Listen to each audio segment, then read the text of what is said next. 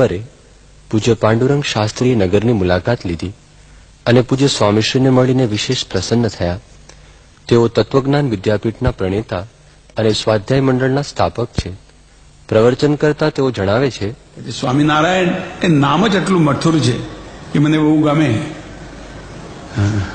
સ્વામિનારાયણ એક ભક્તિની સ્ટેજ છે એમ હું સમજુ છું.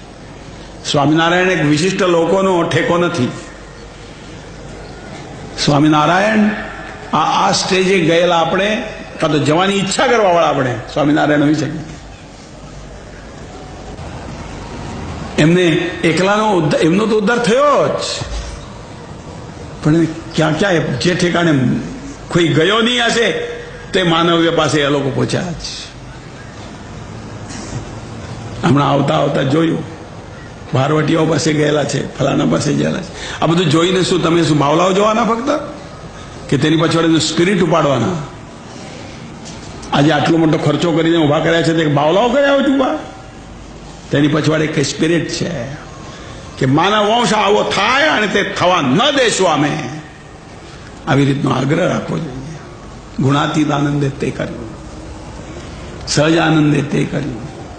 મોસ્ટ રિફોર્મર આવી રીતનો આપણા દેશમાં આ એક એ છે.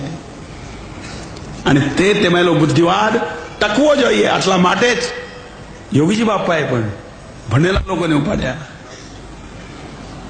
ને તો ઘરડાઓને તો બધા જ ઉપાડતા હતા. હવે કોઈ ઠેકાને રસ નહીં રહ્યો લો હોય નહીં, મૂંડ હોય નહીં. યોગીજી બાપાએ જુદો રસ્તો કાઢ્યો. અને યોગીજી બાપાને ભગવત કૃપાથી તેવી રીતના માણસો પણ મળ્યા. એવી છે તો મળવા મુશ્કેલ. વિચાર કરવા વાળો વિચાર કરે પણ મળવા વાળા મળવા મુશ્કેલ. ત્યારે આવી રીતે આ બુદ્ધિવાદ લાવવો જોઈએ. સ્વામિનારાયણ આ ભક્તિની એક ઉચ્ચ સ્થિતિ છે તે લાવવી જોઈએ.